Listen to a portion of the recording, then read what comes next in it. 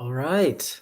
I I'm hoping I can make this a hoping I can make this an entertaining series, and I also hope I can reconstruct a lot of my previous thoughts on dating philosophy and everything else. So instead of dating philosophy, I'm sort of doing a dating phenomenology. I think approaching dating from a phenomenological point of view is perhaps more enticing, and it will help us kind of work through what's going on. Um, so the the most provocative statement that I'll be saying today is that love is a losing game, and I mean this purposely in a sort of very ironic way. Love is a losing game because it's not interested in playing games. So that's the kind of ironic thing that I'm proposing to all of us here with this love is a losing game because love is not interested in playing games. However, as I will kind of show you guys, is that you have to still play through the game. And playing through the game is going to be a very important feature of of understanding this. So let's talk about the let's talk about the ground in which dating is typified or understood. And if we take a cursory look around kind of like dating culture, and there's plenty of podcasts that talk about this, the difference between men and women and what people expect in a partner. And there's all these sort of injunctions and preferences that are constantly talked about in the dating realm. But if we look at dating, and let's take dating itself as a game, the notions of the words that kind of get shared across the our culture is like this concept of player, right? A woman may express like, I'm done with all these players,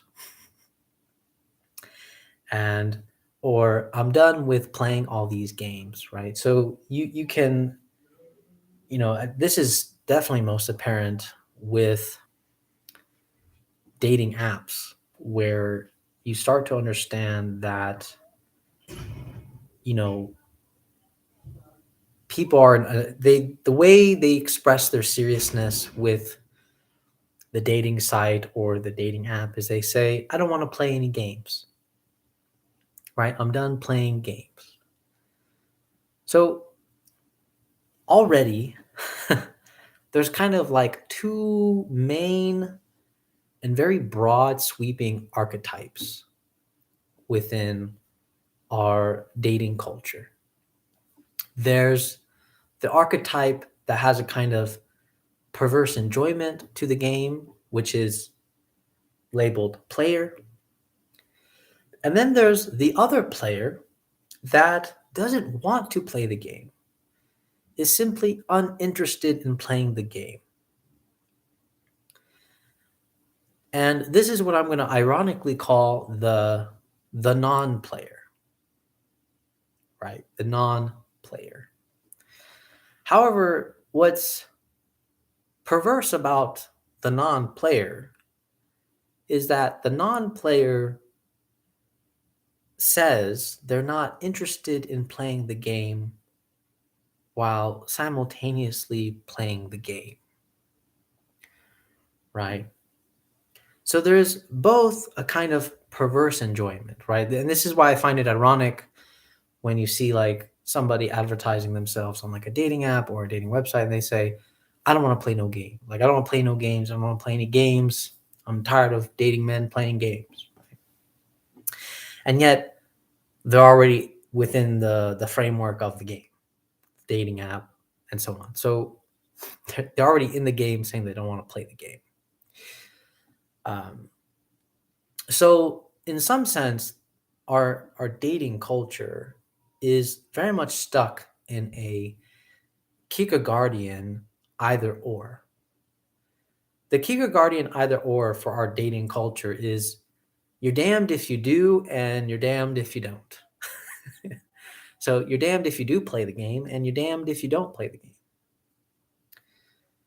Um, and so this is what kind of occurs, right? The perverse nature, the perverse archetype as the player enjoys the game too much. Like it literally enjoys the game for the sake of the game, right? And this we can label as, they're typified as afraid of commitment, don't want to commit, but they will sort of say all the things that will sort of lead you into that idea of that they are serious and they do want to commit. And that's why it's kind of like a game. And then the other, the non-player, the non-hyphen player, because there's still a player in the game, is not interested in playing the game because they've simply lost too many times, right? Basically, the non-player that plays the game has been burned too many times. And this is why you see people say things like, I don't want to play any games, I don't want to do anything, because what it tells us is that there was a sort of imminent failure that really hurt. And they don't want to risk that kind of failure again. So they think, this archetype thinks that if they simply state openly as a sort of almost like a kind of like investigator, like I don't want to play games, like I want to make sure you're serious. Um, they ironically, this whole thing about investigation and seriousness is really more about this fear, or maybe it's better to say this anxiety over being hurt again. So they're trying to sift through people that they can be certain that they're safe. But, this certainty that this person is safe, that they're serious, um, this is the perverse enjoyment for the non-player. Like the non-player is interested in the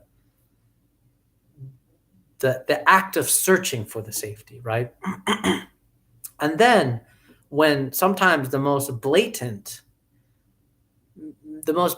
point of safety, they'll still say, no, that's not safe enough, basically, right? So they continue remaining in this non-player player state because their perverse enjoyment is this understanding of security and safety. But the problem with that is that you can always extend the line to which you don't feel safe. You can always feel more safe. There's something about that enjoyment of like, well, I can always feel more safe. I don't feel quite safe enough. And that's the perverse enjoyment of the non-player.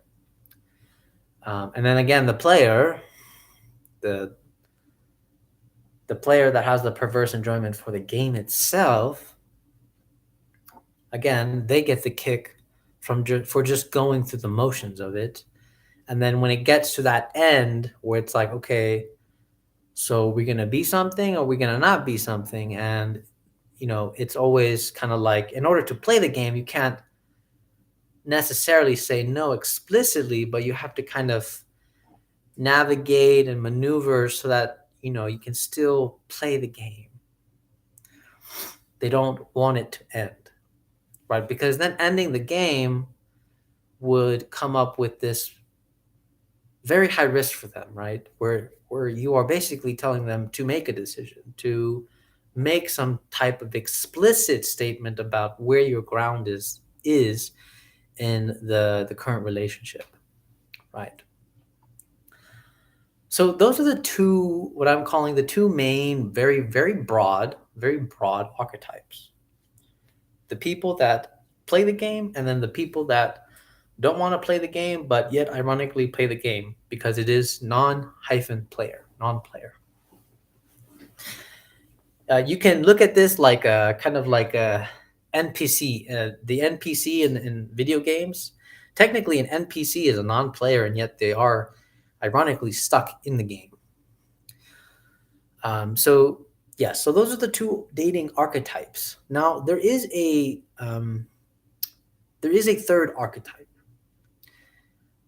but I'm going to call it the missing archetype. The reason why it's a missing archetype is because it's outside the game. The archetype is literally no longer, so to speak, in the game anymore. But the issue is the problem, and this might be a little bit more difficult to explain, and this will tie in with the idea that I'm saying love is a losing game, is that the third archetype is the one that played through the game, reached a point of failure, and then said yes to committing to what was being proposed, saying yes to some type of commitment with the other, right? So you can see here the reason why the third archetype is missing, so to speak, is because they played through the game. The first archetype, what I'm calling the player, let's just call it player one, is enjoys the game and wants to remain playing the game. The second archetype, the non-player or player two, is simply uninterested in playing the game, but they're ironically in the game. So they are basically an NPC, right? Like they don't realize they're an NPC because there is no escaping the game. The only way you can escape the game is by playing through the game. But you have to play through the game until it fails, right? And that's why I'm sharing in this statement love is a losing game, because technically once you go into that notion of like commitment, you are no longer, so to speak, playing the game, but you have played through the game, and now you have been asked, do you want to continue? Right? I am sort of ironically twisting this, right? Like when you actually die in a video game, typically, like especially like arcade games, it will say blah blah blah if you want to continue. Blah blah blah if you want to continue, right? To me, this question of when you die in the game and it asks you, do you want to continue? Right. It's asking you to offer something, right? In the case of like an arcade game, you have to offer more coins and play the game, right? But in this case, when we're talking about love in this way, it does something like that. But it's not, but except this time when it says, do you want to continue? It's basically, it's almost like this proposition of, do you want to continue outside this game? And in order to continue outside this game, you have to offer something. So this is the same sentiment that I've been sharing with you guys, and this will be a very, hopefully this will become like an ingrained phrase, right? At this point, that love is the one thing not offered, and yet love demands something. And so when you play through the game finally, and you get asked that option, do you want to continue? You have to offer something and give it up. And that's how love itself is a losing game, because it's constantly asking you, do you want to continue? Right? And yet, ironically, it's also because love itself is not a game. And that's why it's a losing game. Like, you know, but meanwhile, the player one, the archetype that I'm giving, they will do anything to make sure they continue staying in the game, right? They don't want to lose because losing implies being asked, do you want to continue? They don't want that. They've worked so hard playing inside the game that to die in the game and then to be asked, do you want to continue, is something terrifying. And then player two, the what I call the non-player, doesn't want to play the game, but they don't realize that they're always a part of the game. They are the sort of like the NPC. It's probably the worst position in some ways. But nonetheless, both the archetypes are kind of doomed because the whole point is that you have to play through the game. You have to play through the game until you reach a real point of failure.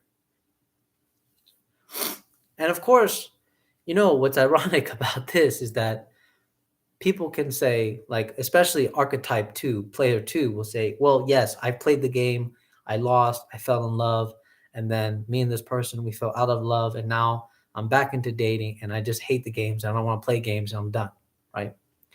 This is the kind of cultural moment that you see on YouTube and Instagram and a lot of podcasts on dating, is that you come across the archetype of player two a lot, actually, right? That you don't want to play the game. This is annoying. I'm a very serious dater, and so on and so on and so on, right? However, because love is a losing game, and I keep playing on this irony, it's a losing game because in some ways, even when that love dissipates, right, and you're back to being divorced or back to being single again, love, in a very abstract way, asks you, do you want to continue? So, in some ways, we can think of love not in the sense of love as like some personification, like I was committed to this person and so on and so on. No, no. We have to think about love in itself, that when you decide to play this game and reach its point of failure, you have to ask yourself if you are committed to love itself. And if you are committed to love itself, which is why it's a losing game, when you die in the game and it asks you, do you want to continue? You say, yes, I want to continue, right? And then when you finally meet somebody in the game, so to speak, that union, that meeting, again, will cause you a kind of identity death. And it will ask you, do you want to continue? And you have to say yes. So this notion of commitment, I think we sometimes get like we sometimes get confused with this notion of commitment. Like commitment is not like this one and done, like, yes, I've decided I'm committed to you forever. No, commitment is always asking you again, demanding you again, do you want to continue? And sometimes you say no. But it is that constant demand. And this is why I say love is the one thing not offered, and yet it demands an offering. That's why love is a losing game, because love is the one thing in that dating game that's not offered. And yet, in order for you to understand that it's not offered, you have to offer something. You have to essentially give up the game. You have to give up the game. But what's ironic is that the person that doesn't want to play the game anymore, if you don't want to play the game anymore, it's hard for you to give up the game. You have to play through the game in order to give up the game. You can't give up the game when you haven't even started. You know, it's hard to give up the game when you haven't even started.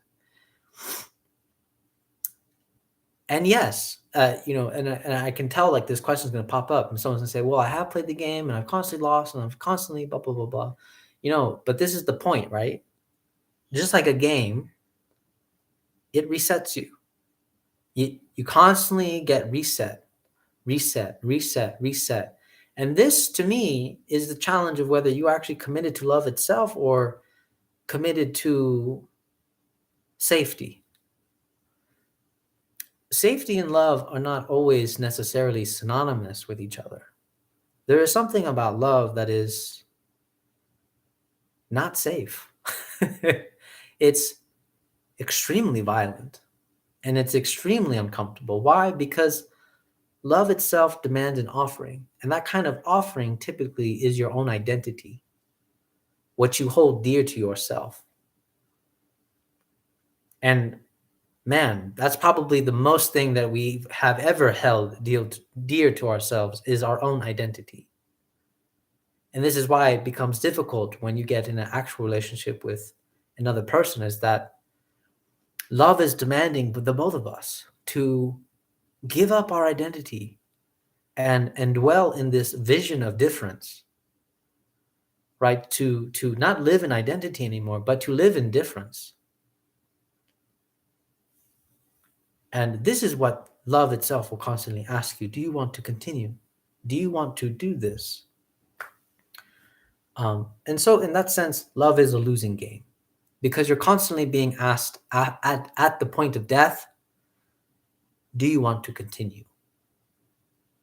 And in that sense, love is outside the game because it is that prompting. Do you want to continue this game?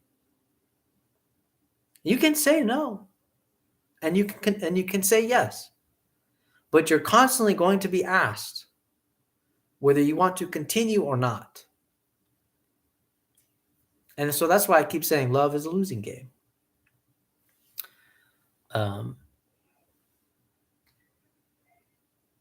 But yeah, I think hopefully that will clarify. So actually, I didn't really go too much into this. So yeah, so the third archetype, like I said, I don't have like a name for it. I just call it like the missing archetype because the missing archetype is always sort of outside the game, right? They're outside the game because they played through the game. And playing through the game is the person that is constantly being asked, do you want to continue? Sort of like despite its failures. Player one, the player, right? The conceptual notion of player, they have a perverse enjoyment until they lose at the game. But the reason why they're playing the game is because they want to win. They don't want to lose. And player two, just to make it more clear, is the non-player, the NPC, where they played the game, got burned, don't want to play the game anymore, and yet ironically, they're still in the game. And how you can kind of see this manifest is, when you like scroll through dating websites or like dating apps, one very common line you see is uninterested in games, will not sleep on the first date. Like it's all these kind of statements of declaration that they're uninterested in any perceptual partner, any interested party that may be interested with them, but they want to make it very clear that they're not in it. They're not in it for these games, right?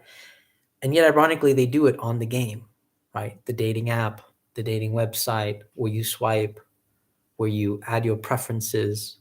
You can look at this gaming metaphor as preferences are like settings in the game, how do you like to play the game? Do you like to play left or right-handed and so on?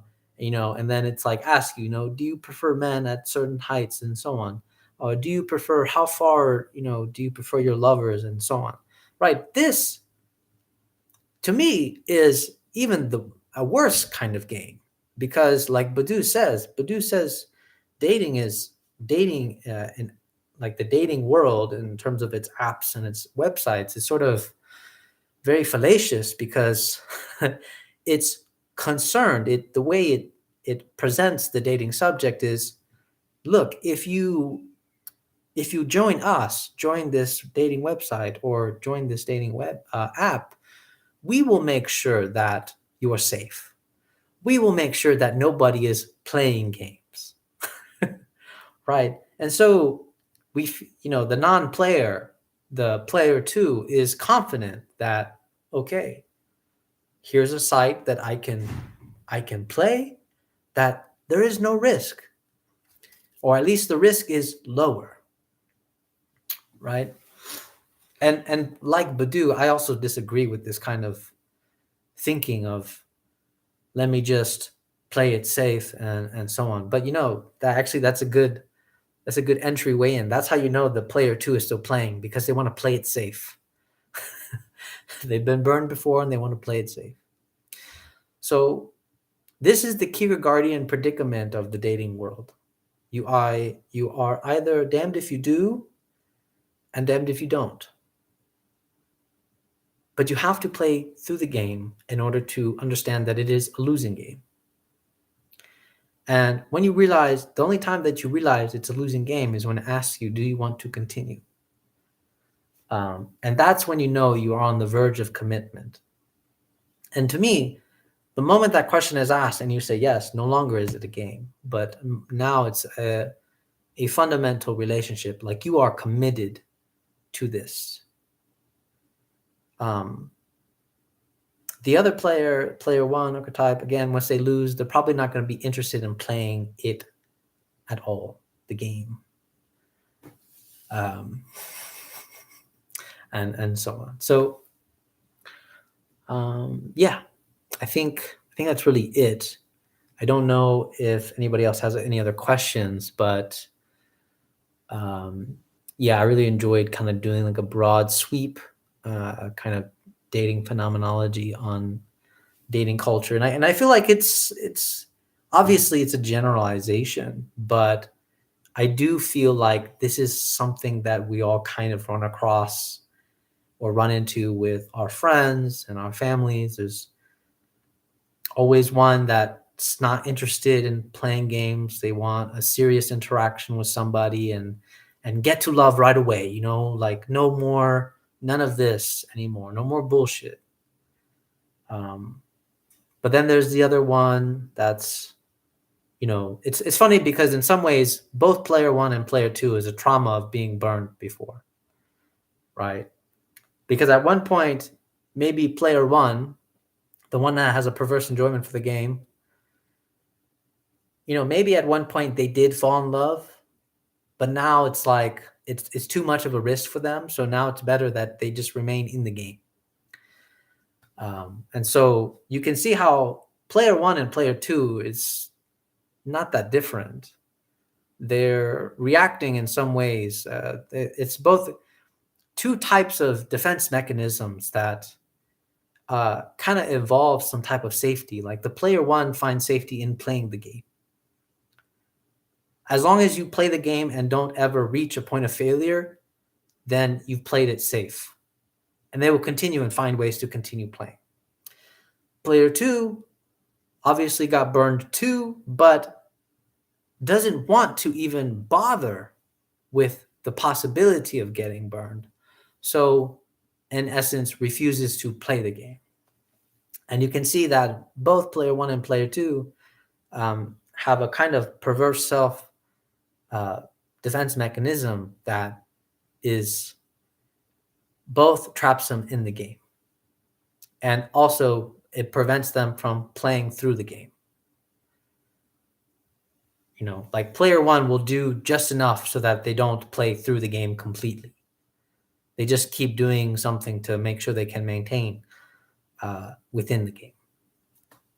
They don't want to get to the point where they die and they get asked, do you want to continue? Like that's a no for them. And player two wants to skip all that portion and just get asked, do you want to continue? But it's like, you can't get to that screen unless you play the game. And that's the ironic part of it all. So in that sense, love is a losing game. And this is why the third archetype, I can't really name the third archetype. I'm thinking of names. I don't want to call it like player three. I don't know. I don't know what I would call it. But yeah, there's a third archetype, and I guess maybe it's better that I just label it the missing archetype, because that would show that there's a sort of lack in the game. When you realize this, then you become the missing archetype, and that the game itself lacks love, and so it's a losing game, so to speak, and love is a losing game. And I'm playing on this sort of notion of lack and that there is a missing archetype in this way. Let me see. Davud responded, and he said, playing on one's own terms. We seem obsessed with this. We are prepared to lose as long as we play on our own terms. Yes. Yeah, that's also a huge problem. This is why I know it's a game, because somebody wants to lose on the framework within the game, like the framework that is being asked. Like, I'm setting the rules, and so I only accept this loss within this framework. But even if you watch, like, I mean, Davud, you know this, like Love is Blind, all this stuff. I mean, to me, actually, what I find fascinating about like Love is Blind and like all these other dating shows is that it's funny because they make it a game. But in my opinion, like, this is the most honest thing I've ever seen, because it is a game. It is a game. And it's a ironic, ridiculous game. Of course, the TV makes it more exaggerated and so on, but the notion that it is a game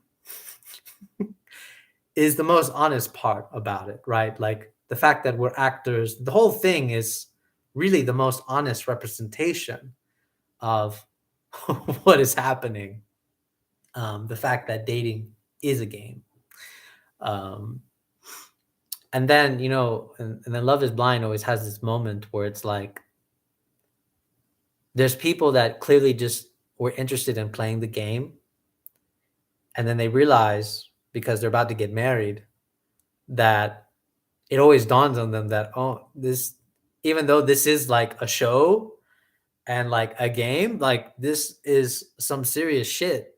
And it always, and and of course we have our own perverse enjoyment because we enjoy watching it. We're like, oh, what are you gonna do? Like, like, oh my God, like, everybody's gonna say, like, you barely know each other. That the family dynamic, when the family gets introduced, that's like my favorite part, because families are like, you guys are crazy. Like, this, how are you gonna get married when you guys knew each other for like 2 weeks? But there's something honest about that, because it shows that even though Love is Blind is sort of setting the terms of the game, we're not so different in this manner. The way we function in our sort of single lives, or when we were single, like, we do set these parameters of, I'm going to play this game within this framework. And so in some sense, we're always willing to play the game, but I think losing in this case, because I think Davud, you make a good point, right? Let me see. You're right, and they keep the option open to break out of their dating game persona, especially when things get real with being yeah, and absolutely, it's that point that is always the most dramatic point, when the game within Love is Blind, you can tell when it becomes an exit out of the game is when the parents and the family become a part of it. And then because people join the show and they're like, yeah, I'm just looking for love, whatever. And then all of a sudden it really dawns on them that this is no longer a game, especially when the family and when you're meeting the parents and all of this and gets involved. Because now it's no longer the two players that are, this is why I find it funny that this is the entrance out of the game, when you realize it's no longer two players. It's a game as long as it's two players. But the moment The moment something else arises that the two players realizes that there's more than just them, it's no longer a game. And this is the traumatizing part. And some people fall through. They don't go through the marriage, don't accept. They find reasons to reject the person or whatever. It always comes down to this kind of scenario, and Love is Blind is a perfect example of how that all kind of reveals itself. But I think this thing of losing is a very good point, because I think, David, you're raising a really good point about we like to lose on our own terms. And so in some sense, losing on our own terms is this facade and guise for not really losing.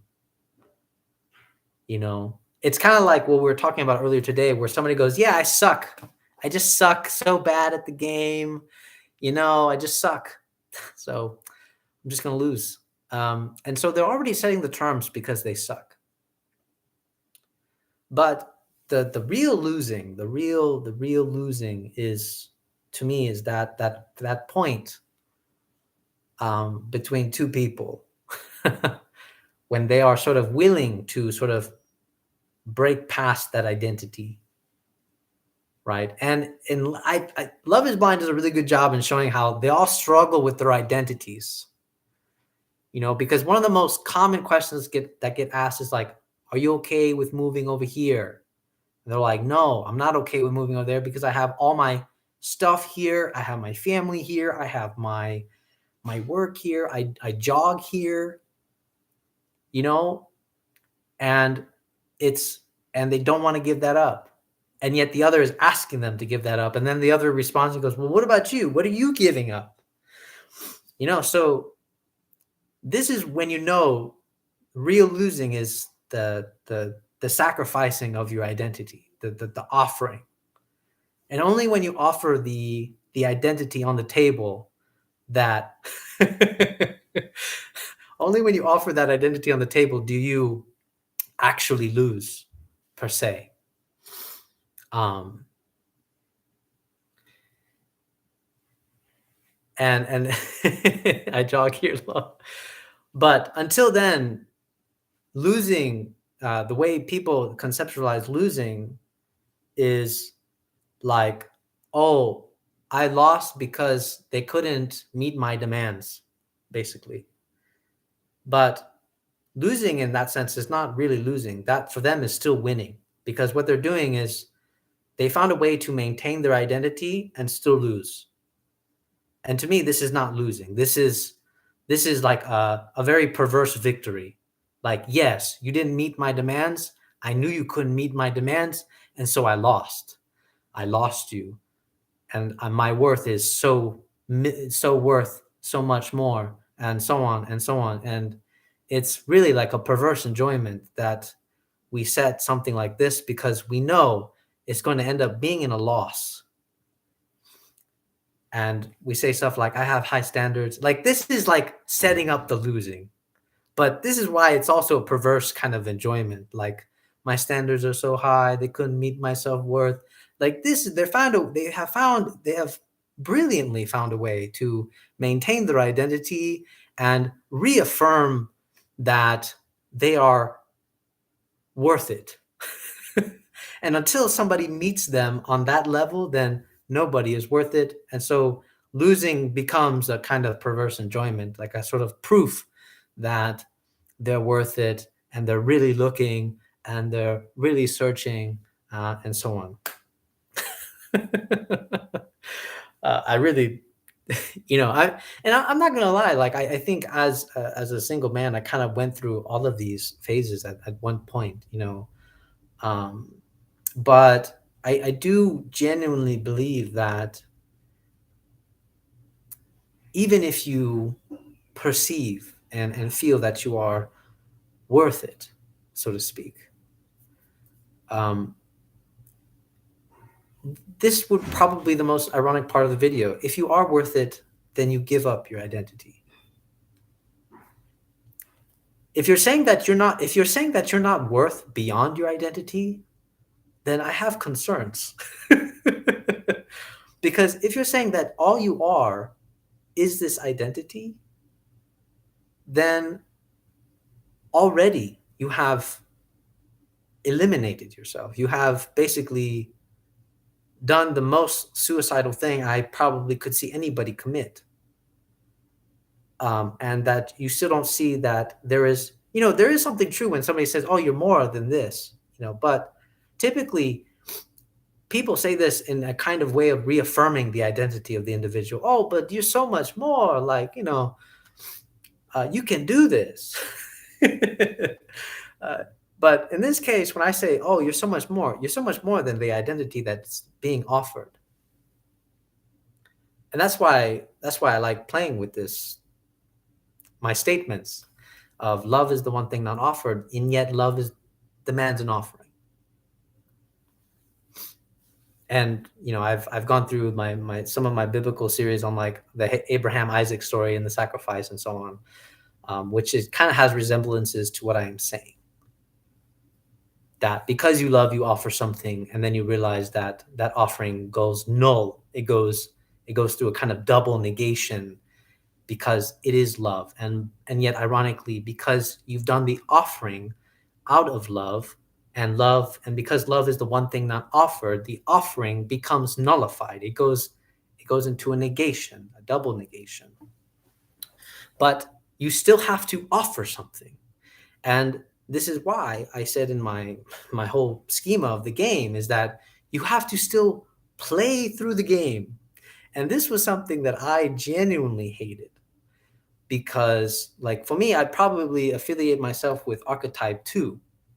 Like Archetype 2, I was that archetype. I did dabble a little bit in Archetype 1 when I was like a little bit younger, but Archetype 2, that was me. I was uninterested in the silly, like what's it called? Like the small talk. I fucking hate small talk. I can't tell you how much I hate small talk. The fact that you have to go through these motions of like, yes, how are you?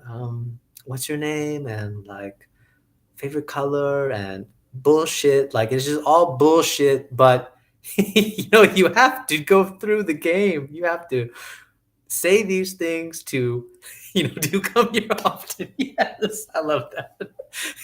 Like you have to go through this bullshit, and it to me it used to burn me up. But the thing is, if you don't do that, you don't get anywhere.